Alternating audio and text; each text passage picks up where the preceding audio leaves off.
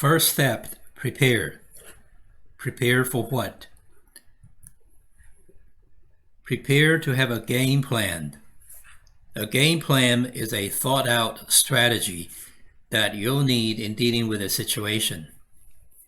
In any serious communication, such as business negotiation, the very first step is to prepare, or colloquially known as do your homework. It is really a simple concept, and everyone knows that. You simply gather some information and take actions based on that. The more information you gather, the better prepared you are, and the more confident you become.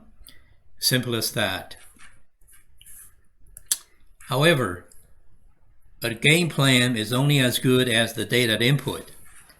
Remember the old saying, the words of wisdom, garbage in, garbage out. Let me give you an example that happened in real life.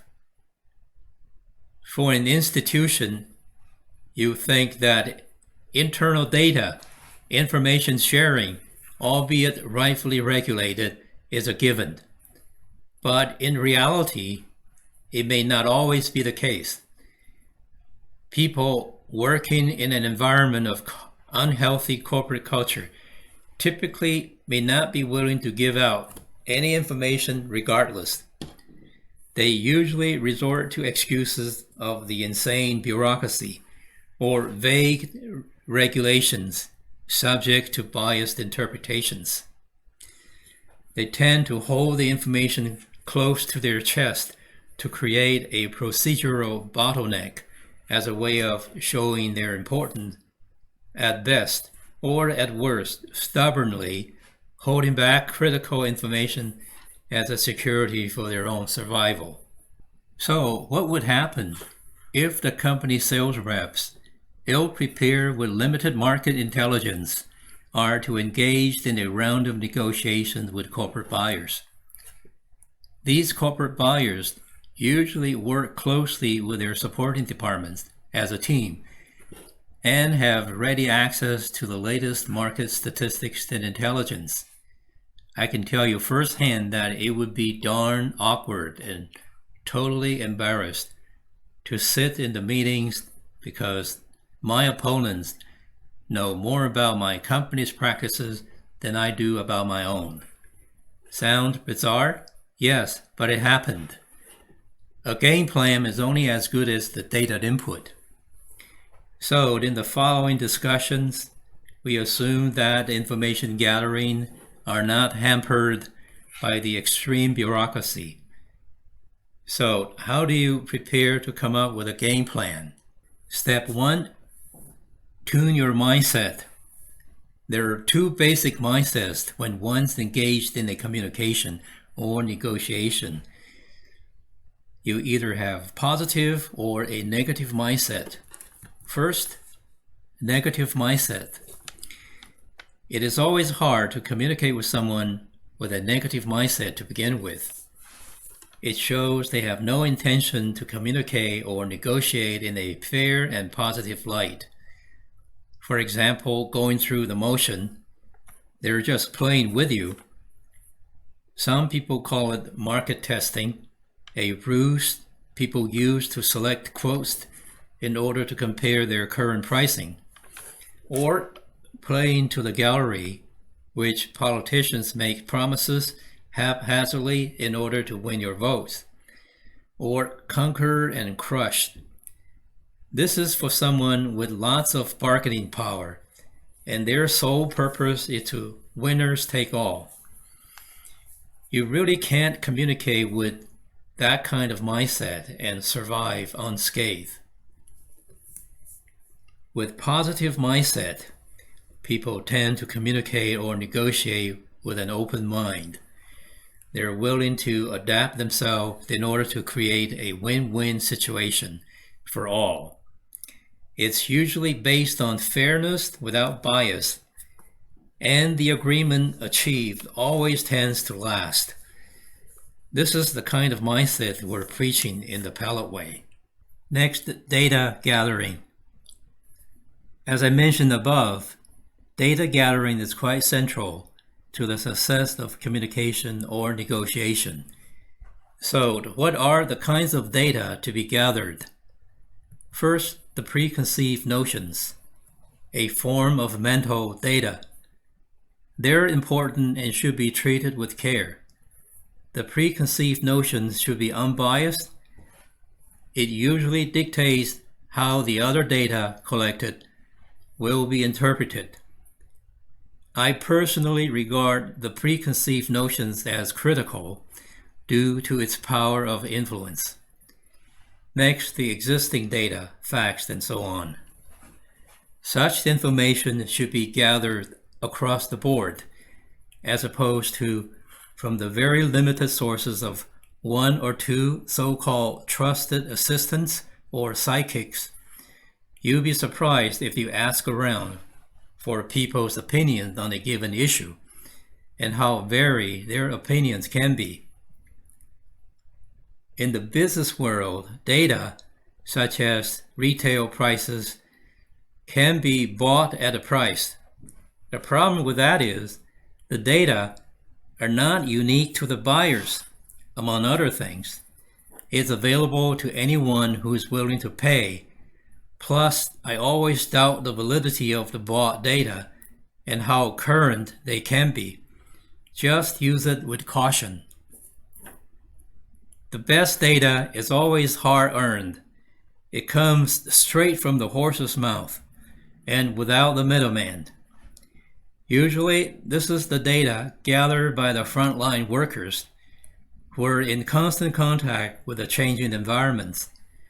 Salesperson, for example, who picked up important commercial leads and passed them on for analysis, and then dispersed as confidential information to the concerned parties.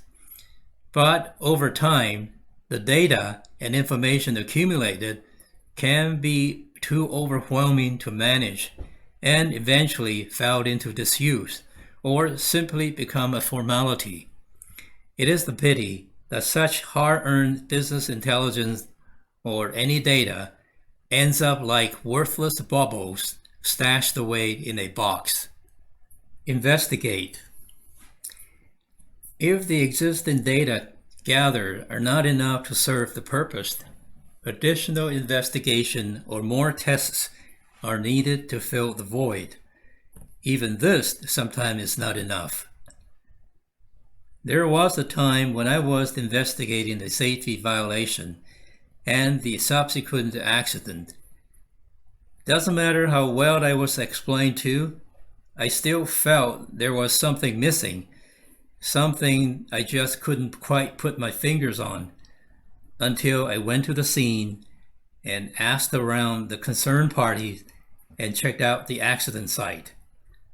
Hands-on, first-hand experience really can make a huge difference. Next, data analysis. Data analysis is a technical skill that is not within the boundary of our discussion. It's a skill to manage raw data statistically and to interpret it to form useful information that people can use.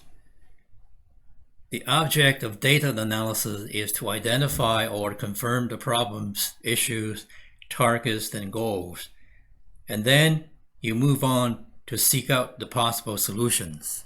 Next, generate ideas, options, and so on. Possible solutions to the problems. Here, I do want to advocate an approach using matrix analysis and brainstorming.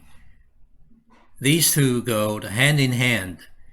Matrix analysis ensures that we undergo a thorough analysis in a systematic way. The best way to do it is do it as a group and brainstorm. Write down people's ideas in a way so that everyone can see it. One word of caution is that all ideas should be treated with respect and equal. There shall be no criticism on any proposed ideas.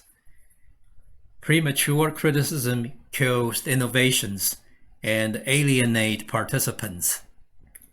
Here's an example of matrix analysis and brainstorming to generate options and ideas. The background is workplace safety review. First, you make a matrix. On the left column, people brainstorm and generate ideas to solutions by asking people how to improve safety in a workplace, and you write it down. Like install lighting, expand workspace, limit access, and wear safety helmets. Then on the top, the first row, you write down plus and minus to complete a matrix structure. Then people start discussing each idea or options about its plus and minus attributes, and then write it down in the matrix so everyone can see it, such as to install lighting, the plus will be workers can see better, the minus will be there's no budget.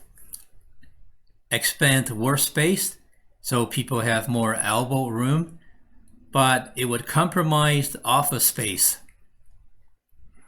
Limited access so workers feel less crowded, but for the office people, it is extremely inconvenient. By doing this, we involve people's participation, which is the very important concept, and win over their subsequent willingness to cooperate. This approach is quite common when we're evaluating our options. What if we are in a negotiation and involve other people or parties? What kind of matrix would it look like? While we're doing the matrix analysis, listing all the pluses and minuses for considerations, we often deal with relevance within the limited confines of self and the opponents.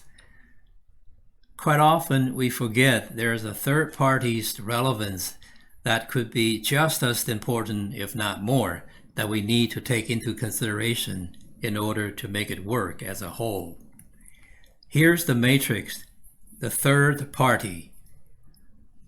Let's say I want to invest and build a gas station in a shopping mall close to downtown.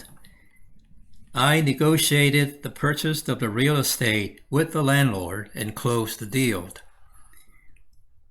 We can see all the positive things about building a gas station in downtown.